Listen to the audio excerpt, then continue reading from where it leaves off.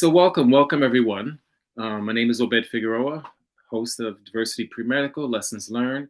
And again, I'm so happy to be here today with you to introduce another, um, you know, medical professional. Um, and I'll start with the introduction. So Dr. Kim Andrews is a non-traditional medical student from Pasadena, California. During her undergraduate studies, she attended Mercer University in Macon, Georgia, and majored in chemistry.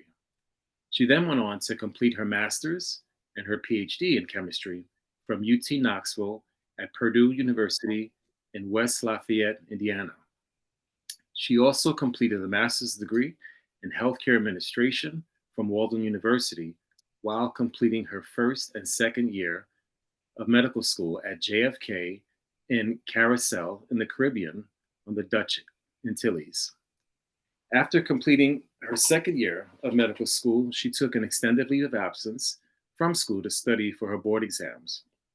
She is currently finishing up on her preparations to take her step one. Her journey has been met with many challenges. However, she always remembers that consistency is key and never giving up on her dream has been the constant. So welcome, Dr. Andrews, welcome. Thank you. Thank you so much for having me here. Of course, it's a joy. And I'm so happy to unpack so much with you because I believe from your experiences, there's so much to learn. These students will, just soak it all in. And so I'm always happy to do that. And I appreciate your time. I truly do. Thank you, Ben. So we'll first start off with speed questions. This gives us the opportunity to get to know you a little more outside the box of academia and your studies. So if you can answer, what's your thoughts, I'll begin. All right. So Andrew, iPhone, Android or iPhone? You know what? I am an Android user, but I'm an iPhone girl. Okay. All right. PC or Mac? PC user, but Mac girl. Okay. All right. What's your favorite color? It's red. That's the first color that came off my mouth. Red. All right. Um, so your favorite restaurant? Okay, in the United States, I think it would be a nice steakhouse, and I can't even remember what the steakhouses are in the United States. And Mm-hmm. here, currently where I'm at, it would be a nice traditional Middle Eastern restaurant. Okay. All righty. If you think about food in this way, food or dessert, is there anything in particular that you feel like if you indulge, you feel guilty afterwards? Okay, You now indulge- that I can answer directly. That's a good one. Chocolate chip cookies. Okay. Okay. Any particular type, or it doesn't matter any particular? Any particular type? Yeah, yeah. And that's anyone that makes it in particular. No, just a No? good chocolate chip cookie. Okay. I like when my family makes it fresh, homemade and just nice and Oh warm. yes. Okay, well, if I have that choice, definitely homemade. Homemade. Homemade. I couldn't think of a brand. I'm think Oh, brands are like just going past my head right now, so I'm keeping it yeah, generic. no problem. Do you have a favorite TV show?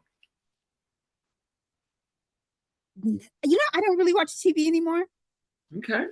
I don't really have a favorite.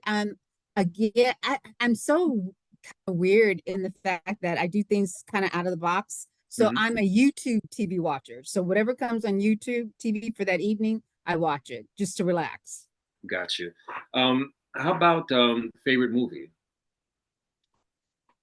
Goodness, oh, these are hard. I've got to reevaluate my social life. So what about with the Oscars? Did you have any favorites that you wanted to win? Do you know I didn't watch the Oscars? Okay. That's true. Okay. Okay. All right. So boring. Oh my No, goodness. I didn't no, no, you're probably very busy, I'm sure.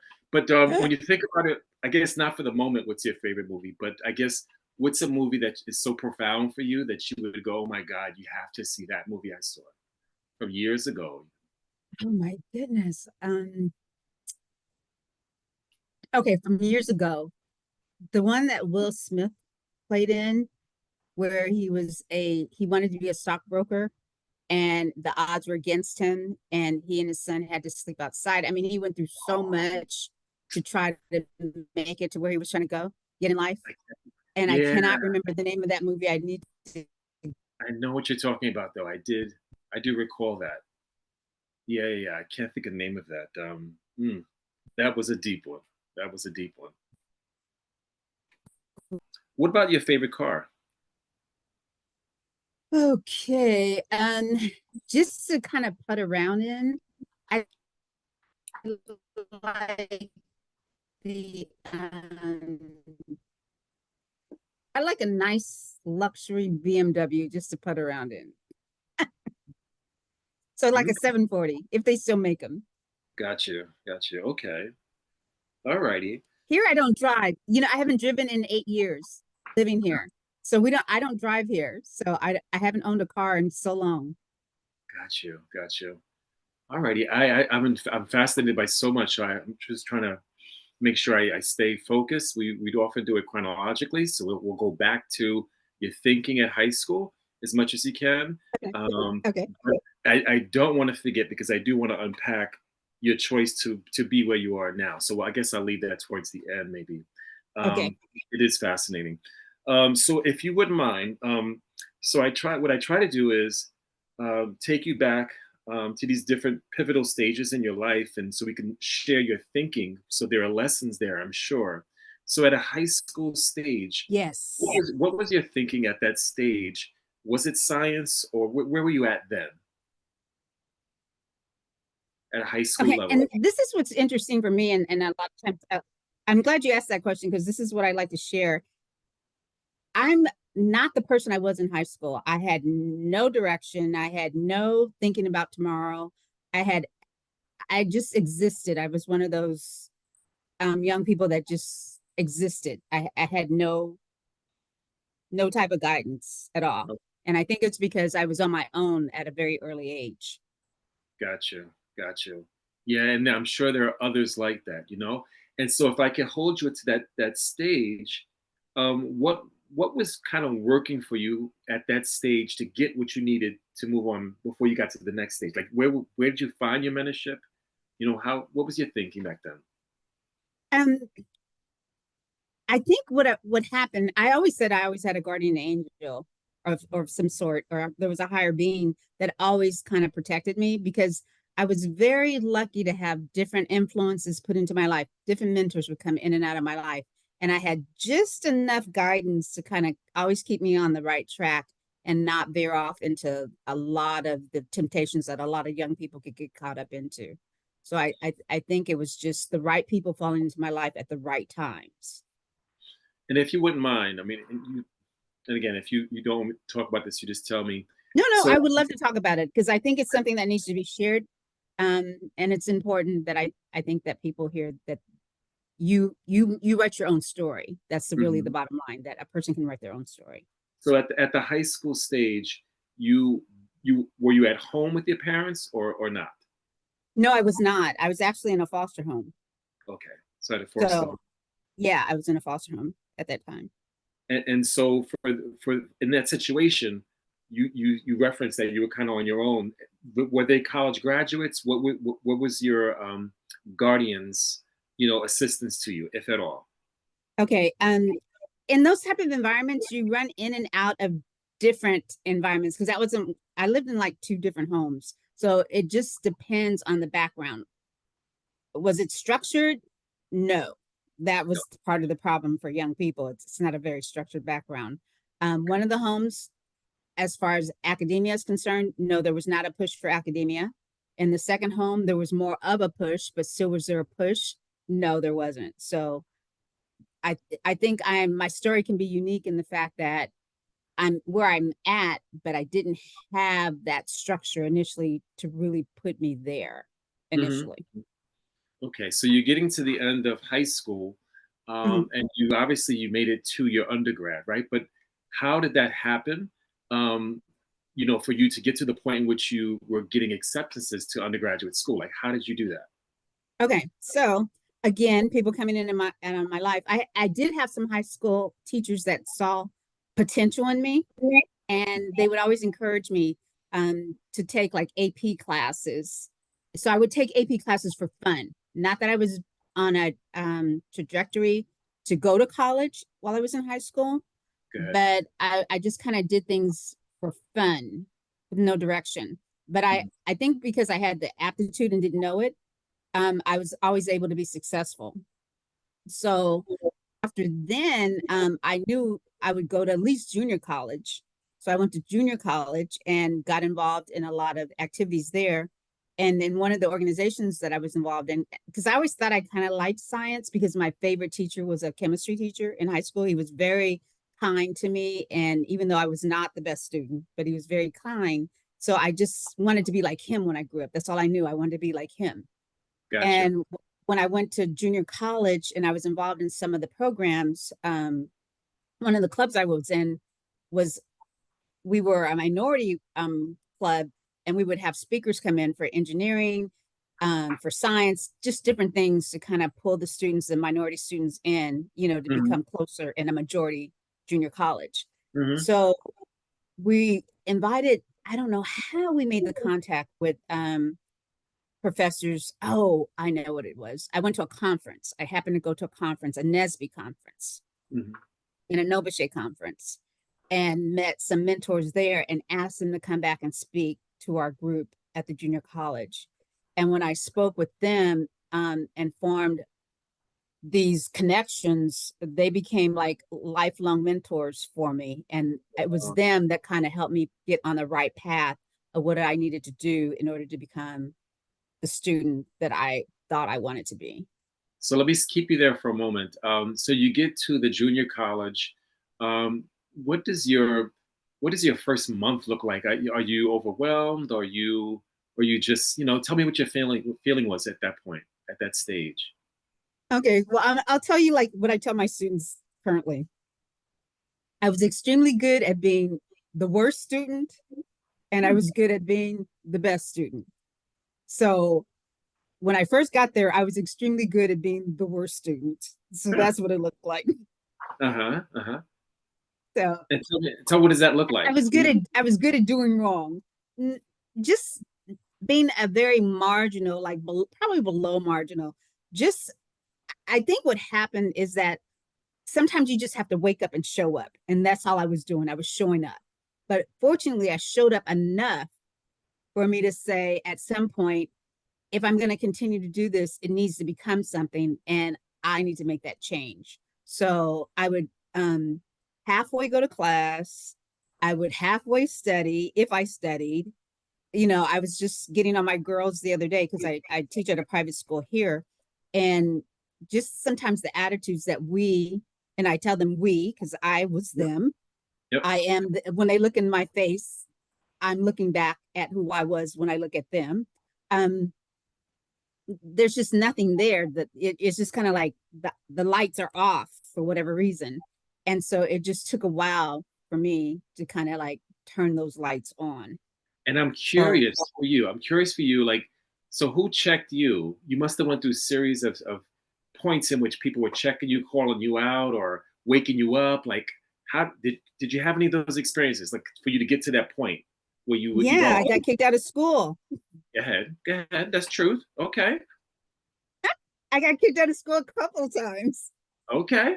So yeah, I got kicked out of school in the junior college level. I got kicked out of school on I went Mercer's a private school, and they pride themselves on being on the mini Harvard of the South. Again, when I'm a good student, I'm a good student. So I was the type of student that when I got into trouble, I did well enough to kind of make up for all that I did, all that damage I did. But I think what really woke me up again, besides getting kicked out of school, was I had a professor at Mercer, my chemistry professor, and it seems to be always these chemistry people that have had this influence on me.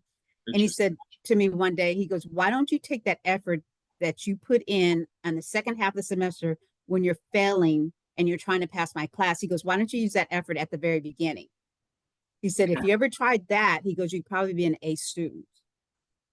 And I did. I Ah, tried it, and it worked. uh-huh. Oh, that's awesome. When you find something, because it is fascinating. And that's why, and I sincerely mean this, that everybody's learning style is different. what sticks with you may not stick with somebody else. And I'm so happy to hear you found something by suggestion and it worked. Oh, Yes. And I had to be ready to listen.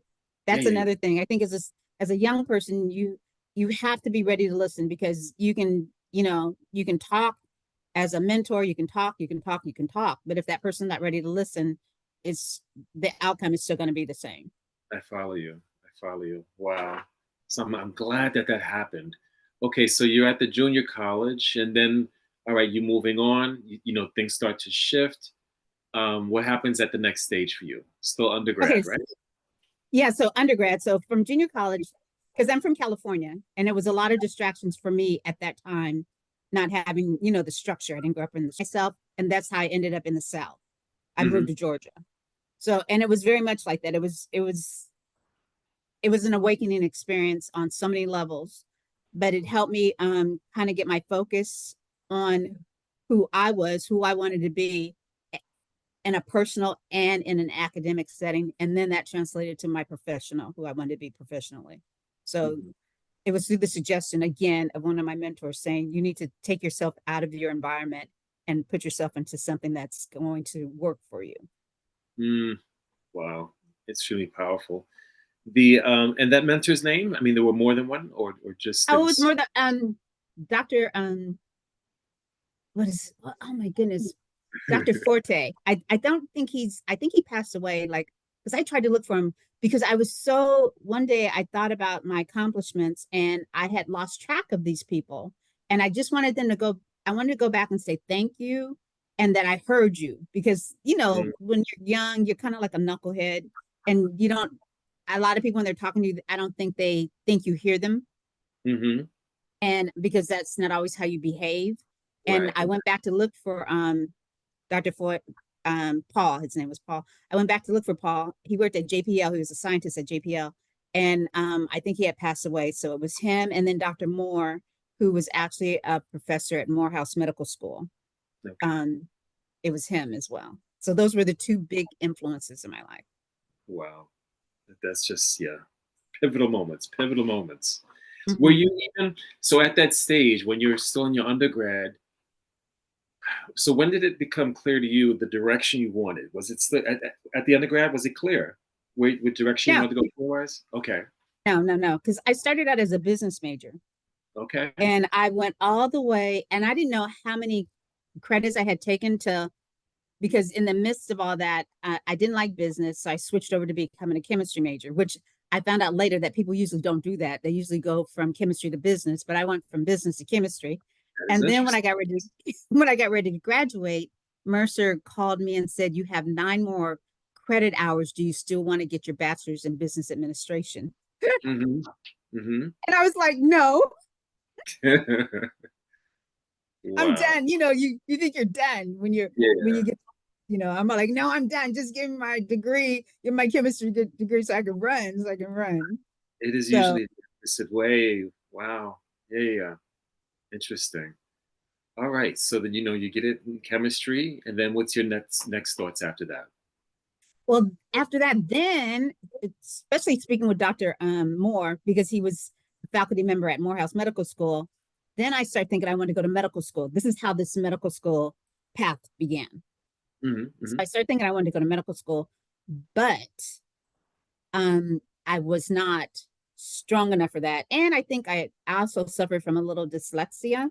And I think Mm-hmm. I had spent a lot of time compensating with learning disabilities, even though I hadn't been diagnosed, formally. Now, Yeah. when I look back, and sometimes I've learned to compensate so well that when I'm under stress, I feel that it comes back. So I know I have some dyslexia there. Okay. So it made it hard for me to study biology. I couldn't study things that I had to memorize. I had to learn things that were applicational. So I was Okay. an applicational learner. And I think that's why chemistry worked for me, even though I tried to go and do biology at a younger age, Mm-hmm. So when that didn't work for me, then I decided to just do 100% chemistry. Mm-hmm. Mm-hmm. Got you. And thanks for sharing that with dyslexia. I mean, I can imagine there's some people that you, struggle with the feelings that they might have it. I want your advice on this. And Mhm. so, would you mind sharing? for those, what would be the identifiers for someone that might have it that they should pay attention to and consider being assessed for? I think so not only do I have that, but I think I had attention deficit disorder too, and I still do probably to some extent. But when I when I get really tired, things become backwards. I can't think in full um in full in a full direct path. Things start to get backwards. My lefts become rights, my ups become down. It gets really, it's a real challenge for me to really think about what's being said. You know, So I and I'm so happy that you share this. I'm sorry to cut you. Because I would imagine that someone might be thinking when they have those kind of symptoms, if you will, that they're not intelligent, or they're questioning their intelligence. You know, Oh, their I did all the ability. time. I did all the time. I did all the time, especially when I wanted to go to medical school. I spent, because I actually got into a program. Fortunately, it was through some of the strings that Dr. Moore pulled to go to a postbac program at Morehouse Medical School. And it was Hmm. a really nice opportunity that if I had done well, that I would have been, into the first year. I could have gotten a first year seat. Hmm. I spent most of my nights crying because I couldn't get that information in my head. I just could not comprehend. It felt like I could not comprehend anything. Hmm. So, and at the time, I thought it was just me, Hmm. being so hard. So, And so, I'm curious. And again, we're talking stages, and so were you able to get the tools you needed to be able to work with the ADD and dyslexia, to help you with your success? Like, when did that happen? okay, so that's a good question. I have Mhm. not actually been able to get those tools until as an adult now. But what Okay. I did, somehow I learned how to compensate, and I learned how to study, you might say. And I used to read books on how to study because when I got kicked out of Mercer, it was so devastating to me. Um, because for one, that process of being rejected per Hmm. se. Also the fact that there was this house for learning. It was actually like the learning disability. It's like getting on the yellow bus where people would go when they got kicked out of school. There's this, you had to go do some hours at this particular house. So having to walk over to the house, go do the hours. It was embarrassing as well. But when I went, after I got over my pride, I actually learned my reason that I was there. And one of them was to get the tools that I needed to try to figure out. I think this is going to answer your question to how do I change the dynamics that's happening? And Hmm. one of the women that was in that house, we would spend time researching on how to study, looking at what was I going through? How do I overcome that? And so from her and actually sitting down and taking it all serious, I think I learned how to compensate during that time. Awesome, awesome. Very happy to hear. Very happy to hear that the school actually had somewhere for you to go. You It know, did. It not just did. not just get out. And that's why Next. these programs are so important, especially for minority students. They're so important. We have to have these programs in these schools, not just for minorities, but for all students, because the Hmm. path to get to the end, it looks different for everyone. Yeah. And everyone comes with different types of preparation. Even the students that have been prepared since age 3, their parents knew that they were going to be college kids. You don't know what you're dealing with on an emotional level, on an intellectual level as you're going through this process. So we need these type of programs. Yeah. Yeah. Well, thank you so much for sharing that. So graduate school, you get your undergraduate, and then you're considering graduate school. What was your strategy or thinking then? Why Okay, go at there? the time I was going to go to medical school, but I couldn't get it together academically for medical school. So what happened, again, guardian angel, when I was at Mercer, University of Tennessee, one of the professors, a couple of the professors came and spoke with us at Mercer. And I had gotten myself, in a good position academically at Mercer. I was kind of one of the leaders and everything. Thankful to Dr. Hargrove. He was the department head there. And it was so funny because once I graduated, years later, he told me if I ever wanted to come back and be a department head at Mercer, he would help me do that. But Mm, they had invited some chemistry graduate schools to come, and University of Tennessee, that's how I ended up there, had come to speak. And the closest thing to medicine was pharmaceutical chemistry. Okay. And one of the professors that was in charge of pharmaceutical chemistry at the University of Tennessee came to speak, and I spoke to him, and I got an invite to go for an interview, and that's kind of like how it led me at to go to University of Tennessee. Mm-hmm, mm-hmm. But what was your thinking to go into that, to go into that major? What was your thinking? Well, again, it was that was the closest I thought I would ever get to medicine, because Uh-huh. medicine, it's crazy, and that's why still at this point in time I'm still pursuing medicine. It never left me. It Mm-hmm. never left me. It's like before I leave this earth, I'm going to get my MD type of thing. That was always my feeling. I'm going to get my MD. I'm going to get my MD. So no matter what distractions I had or detours I took, it always led back to the path of medicine. So for me to go to UT, it was pharmaceutical medicine, pharmaceutical chemistry. Okay. Although I did not get to do that because I wasn't competitive enough. It was a Mm, really competitive field, and I was not ready to do that. So I did something else, which led to a lot of great opportunities. Led to a lot of great opportunities. and so the PhD. Um, Mhm. so decided to go in that direction. What was your thinking? So after I got my master's from UT Knoxville, I wasn't satisfied because I wasn't. So I decided at some point I needed to kind of get in that direction somehow, but I was still like intimidated about going to medical school. So I decided to work for a pharmaceutical company. So I Hmm. left there and applied to work at Eli Lilly, one of the Fortune 500 pharmaceutical companies. So I Hmm. worked for them as a process chemist, a technical service chemist. Yeah, in those two positions. So that Hmm. was so, and I worked on a couple of the medications that actually we do a lot of studying in medical school on. So, which was kind of interesting because I worked in actually, I didn't even realize the impact, but I was working with SSRIs and SNRIs, improving the processes Okay. for making those and scaling them up, and doing a lot of technology transfer. And that's how some of my other skills have come into play Mm. because I was doing all that type of work for that company. I'm curious if any of these companies supported you, for your career goals, your educational goals, financially. Did you get any supports from them while you were working? No, no, no. The only thing I got from Eli Lilly was an educational leave. And that was like if I ever wanted to come back. By that time I left and did my PhD over at Purdue, which was on the other side of in Indiana, because Eli Lilly was in like the east side of Lafayette, Indiana, and Purdue's on the west side of Lafayette, is in West Lafayette. Hmm. By the time I finished with getting my PhD, I was ready to move on to new horizons, you might say.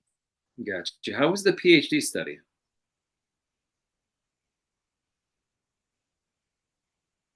I may Now, have to that was ask very you. interesting. So, University of Tennessee was a challenge. Yes, University of Tennessee was a challenge as far as socially concerned for minority students. So I knew Mhm. that when I did a graduate degree, whether it was medicine or PhD, I was being very focused and very selective about my choices that I'm making. I knew I wanted to go somewhere where I was going to get a lot of support, and I was going to be with people that supported me that looked like me. Mhm. And that was one of the great things about Purdue. The support there was phenomenal, Mhm. phenomenal. Okay. So I'm not sure about the undergrad. I hear different things about the undergrad, but for the graduate programs, it was subpar. That there was if you didn't do what you were supposed to do, if you did what you were supposed to do as a graduate student, you were going to get out of there as a top performing scientist out of no matter whether it was engineering, food science, chemistry, math, whatever it was going to be. Purdue was the place that was going to excel you. And I didn't realize how powerful they were until I moved to Germany. I had gotten a job Mhm. at this company, BASF, and I was in Germany because I was able to solve some problems here in America. So they sent me to Germany. So this is also what the delays have been on the medical thing too. Because I Hmm. get into these positions and then I get these opportunities. And I'm like, okay, okay, okay, let me do this opportunity real quick. So I went to Germany and I had made an appointment to talk with this mentor that was like in Germany, BASF is like 60,000 employees. So it's like an entire huge city where there are trains, stores, everything. So and I'm saying this to say how global, how big the presence of BASF was. You earned the PhD, and so I'm curious, um, how were you using that? I would assume that you had used it to, to leverage yourself to the MD track, right? Yes. Okay. So I'm an app with the PhD, I was an applicational scientist, meaning that I will go into a company, I'll work for a company, and they can give me a project on anything in this world. Mm, And my job is to use my foundation and be able to solve that company's problem, give them some innovation, um, create patents, different things. The thing was, is that a lot of my projects were medically related, hmm. and it would stir up that passion of I'm supposed to be in medical school. I'm supposed to be in medical school. Okay. Hmm. And so the last company I worked with, the last project I worked on, I said, I'm giving myself 1 year and I'm resigning and I'm going to medical school. And that's what I did. Mm, wow. The but I guess if we could pause there just for a moment, and I'm wondering, you have all these various experiences. You obviously, have proven your academic ability. You know, if you were to look back to say, you know, were there any regrets in these pivots, or do you share the value that you have from the pivots that you had? Right. Okay. I there are moments that I do regret, Go ahead. but I think this is my story. Uh-huh. Uh-huh. So I think my life has played out the way it's supposed to have played out, maybe so I can be that encouragement for young people who are questioning their worth, their value, and then for non-traditional people that are saying, is it too late? Because it's Mm-hmm. not too late. And it's not too late for any of us. I don't care how young you are. Yes, sometimes you have to take a detour.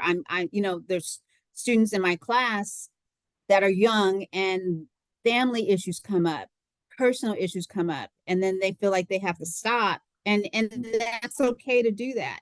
But if this is what your desire is, come back. It doesn't matter. Your story is your story. You're not on a competition, you're not on a time competition with anyone. Just finish it if this is what you want to do. Do you feel like, So with if your experiences? that's who Yeah. I am. I wonder from your experiences though, you've Mhm. built up so much, and it is what when before you started medical school, would you say that it is now like you feel like you're ready at that point excuse me, let me be clear.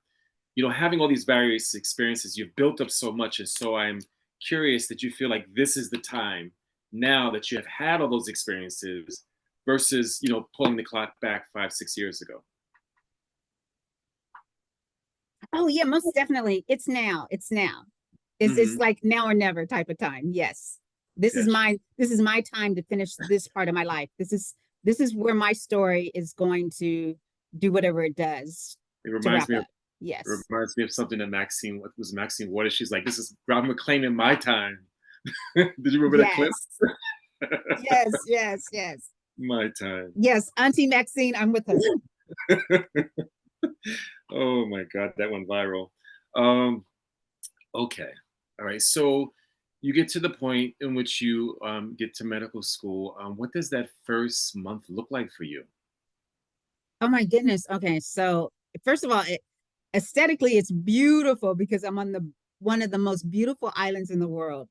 Mm, The Dutch Caribbean is the water is just magnificent. The mm, island is magnificent. So from that point of view, I was in a dream world. mm. Now, when you wake up and you're doing the academics,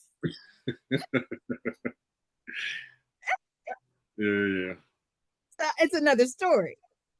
But again, I I learned how to form nice small networks of support. And so, I knew how to study. I knew what to do this time around. I was well prepared Good. for the academic challenges. So it was smoother. Let's just put it this way. It was smoother. Mhm. It was still a challenge. I mean, it's still a challenge. This is a lot. It's like they said, it's really you're drinking water from a fire hydrant. So it's very intimidating. It's very fast, but mentally I was ready. And yes, I've heard this been stated, and I've lived it. Working on the admin side, I've seen it.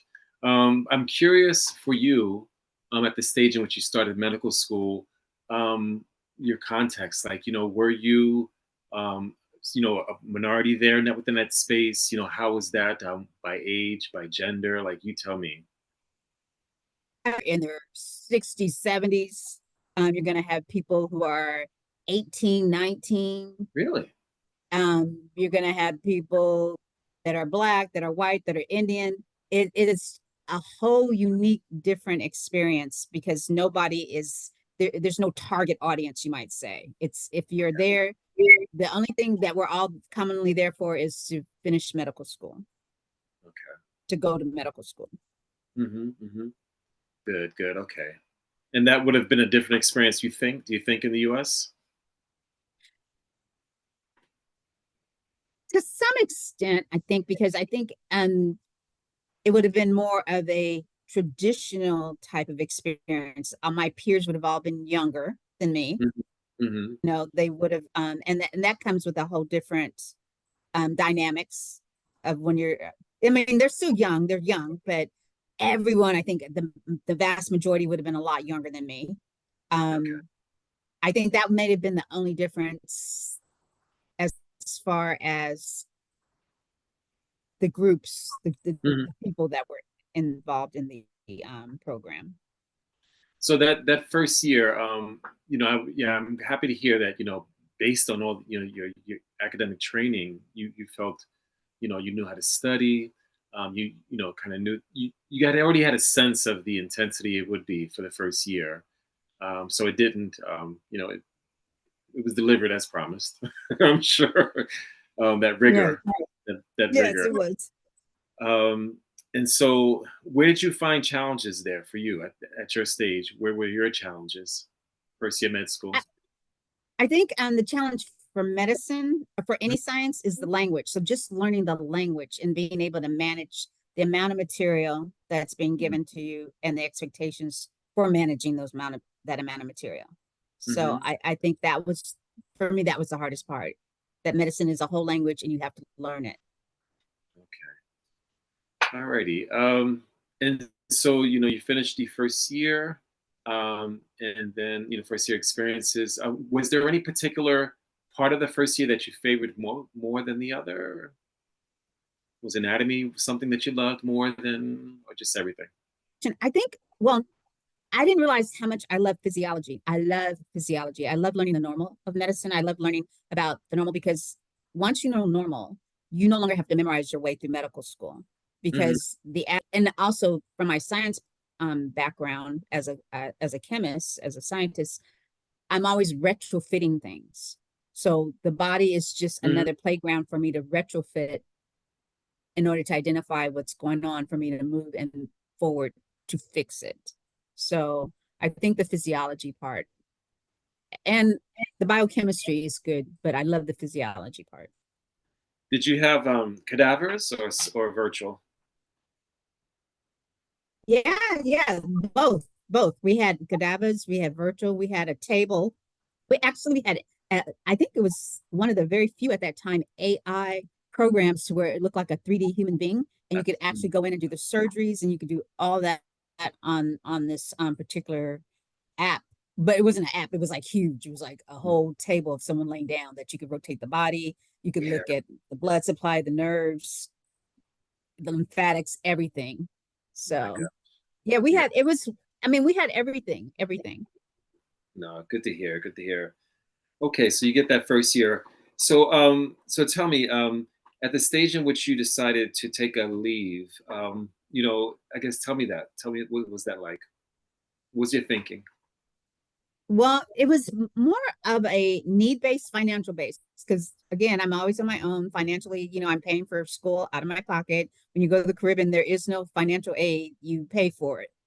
Hmm. So, so we're at the point now where we need to get ready for our steps. And the question is, okay, well, how am I going to do this?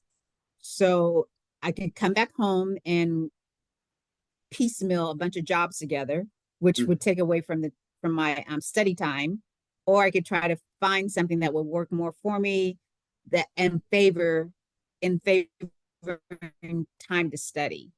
So I had made reached out to some people that I knew that were teaching abroad because I had always heard that teaching abroad was a pretty nice gig to have. How much time are you allowed to take this leave? How much time did they give you?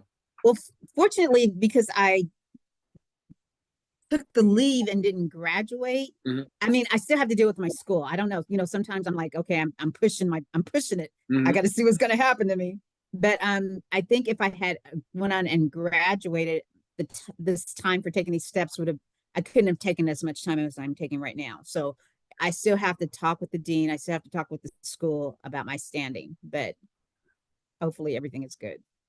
Gotcha, gotcha. Yeah, because I know about these time lapse. Yeah, you have to make sure. Yeah.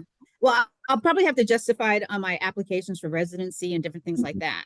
Hmm. So, but I think I've been involved enough in a lot of things that are even related to medicine. Like I still do research here.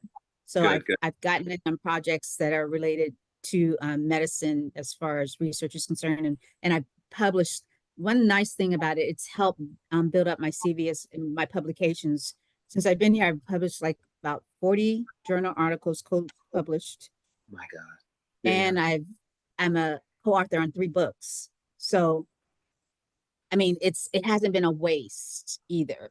yeah, It's been a delay, yeah. but it hasn't been a waste. Smart. So I think I feel comfortable in the fact that even though in this situation, I don't suggest that everyone do this. And I think if you're young and if you can, it's great to go on through.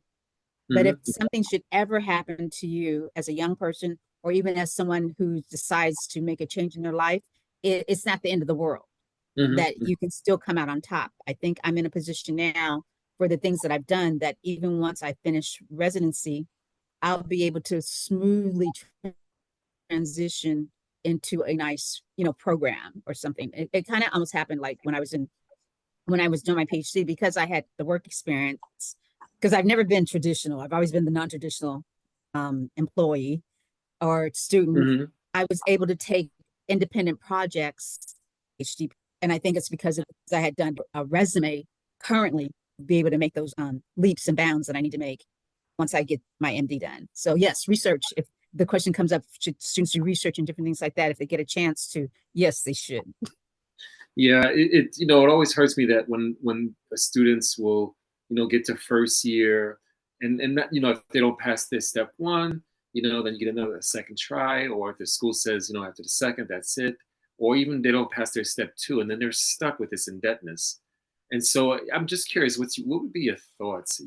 It's kind of a hard question because it depends on the person, what the person desires, but what would be your advice? Someone doesn't pass step one or step two, and they're just feeling discouraged. You know, how would you advise for them to dig into themselves to find another way to pivot? Okay, this is what because I've gone through that too. Trust me, I've gone through that too. I mean, not that I didn't pass, but just Mm-hmm. being alone in this process, feeling alone and like, should I really do this? Should I not? You start to doubt yourself at some point in any type of journey I think that you make.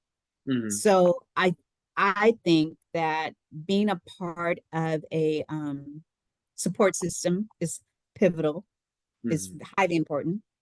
Um, Being active in what you're going to do is highly important. So if you can say that you didn't pass step one, didn't pass step two, if I was going to give advice to anybody, I would say if this is what your passion is, don't abandon it. Don't Hmm. ever abandon it.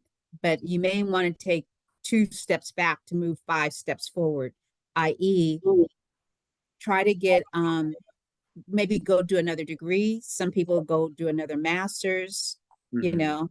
Um, you can go do research. You can still put yourself in that arena Hmm. while you're trying to figure it out, where you're trying to get it together. If you wouldn't mind, you had mentioned an organization that was run by a physician that actually could assist students.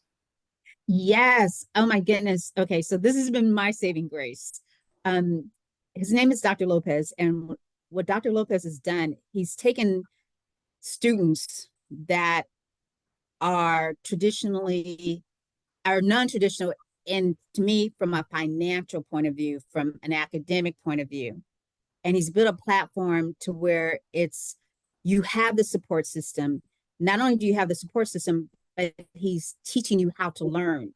He's teaching you basically, like I said, it's we are socialized to memorize everything all through school, no Hmm. matter where we go. But you have to learn the mechanism behind things. And so his whole strategy is to teach you the how and the why.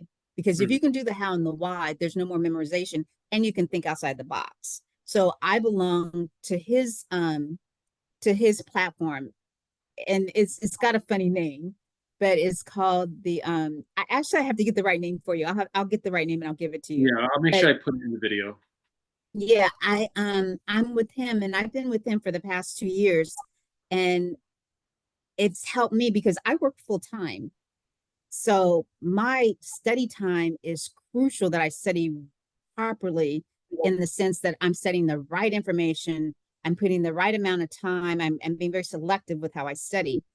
And I have already, I can almost say, and I'm going to say this with a prayer sent up, that even though I'm studying for step one, I've been with him long for the 2 years that I've been with him. I actually do step two and step three questions. Hmm. Hmm. And it was one of his mentors that I had met. And, I was not confident in me initially when I first joined. Still you go through a little bit of embarrassment, about where you're at in the process. You see what I'm Hmm. saying? And Hmm. so I was struggling with that a little bit. I was struggling with that a little bit. And she said, you need to put yourself out there, in the sense that you need to become involved. I go to his questions. He has questions like 2, 3, 4 times a week. I go to all his drill sessions. I'm engaged in doing U World. He has U World questions. He has similarly RX questions. You're going to get all the exposure, but you're not going to memorize. You're going to learn the why and the how, and you're going to talk in a language that's understandable. Hmm. Then you can put on the medical layer of language. Gotcha. And I think that's what a lot of our students are having a hard time with. Hmm. Hmm. Yeah. No, no, I hear it. I see it. I've gone through so many thousands of applications for med school. I see it. And but I find in particular sometimes, and I'm a product of public schools, the public school system. We were not wired for standardized exams, and No, we're that not. yeah. And that's another thing. We learn how to do test taking. I just want to share this piece with you. I'm sorry for interrupting you, but No, this is no. so exciting, because what I've done is I've taken the methods that I've learned how to take tests from working with Dr. Lopez, Hmm. and I've taken it into, I teach engineering chemistry and I teach introductory chemistry. So I thought, okay, I'm going to use these methods with my students. Hmm.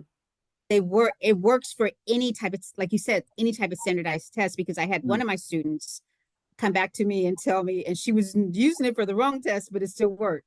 To make sure I talk about this, I mean, going to Saudi Arabia. I mean, how did that happen, and what were you looking forward to with that next opportunity? Okay, so this is right after my second year in medical school, when it was time to study for my steps. I needed a place where I could afford to live and study too. Hmm. And I have a lot of acquaintances, and I knew some that were working abroad. So, and I had always heard that life was a little bit easier if you work abroad in some Okay. ways. Hmm. And so I just reached out. It was on a chance. It was on a chance. And it was such a chance that when I did my first interview with the first school, because this is like my second school I worked for, I was very honest about what I was doing and that this wasn't my future, that I was really studying for an exam that I'm trying to take, told her what I was trying to do. And she was like, this may work for both of us. And she says, Hmm. give it a try. And that's what I did. Wow. Mm-mm-mm. How was culturally there? What's your feeling there? Personally, it's fine for me. I've been here for too long, longer Mm. than I'd like to say. Um, but it's not for everyone Hmm. because you have to be open to being open to other cultures and respectful of other cultures, even though you may not agree with some of the politics behind the culture. Right. So because I've lived so many different places, I'm okay with that because I just am. So Hmm. it's been wonderful for me. I love learning about different cultures. Saudi Arabia is one of the best kept secrets for countries. It's a beautiful, beautiful country. It's near a lot of other beautiful countries. I have gotten a little distracted, I have to admit. Um, and I've been to every other country around here just about. So Mm. and it's just something that we would have never I would have never had the opportunity to know or see being in the United States because this was not on my radar. Been here like 8 years. Hmm. So it's not, it's not a questioning anymore. It's just now I'm still a US citizen. I don't have a lot of restrictions that, some of the residents, the natural born residents have, but I still have to abide by the same rules, you know. I would assume that you're sought out for advocacy groups there, particularly women is the first to come to mind, for your thinking to share with them your knowledge. Do they seek you? Do they seek you for that? Um, I No, I have not seen it directly, Okay. and politics is something that I don't get involved in here. Okay. Any type of advocacies on a direct level, Uh-huh. Uh-huh. but do I encourage the young women to be global thinkers, Okay. to take all opportunities that they have availed to them, Hmm. Hmm. that the world is larger than what they see? Of Hmm. course, I do all that Okay. from a Wow. place of love. Yeah, yeah, yeah, yeah, yeah, yeah. Not radical, just yeah, yeah, yeah. I get it. Wow. Amazing. Well, Dr. Andrews, thank you so much for your time. It's been You're amazing welcome. so much with you. Any last minute tidbits for the pre-meds? I just want everyone to follow their passion. It doesn't matter how long this journey takes. I, I these young people have to know, do not just default out of this because it doesn't look like it's not working for you. If this Mhm. is something you really want to do, it's okay to take a breather, but come back and come back stronger. That's what I want to say. Oh wow, that and we take it. We take it all. Thank you so much. I appreciate you.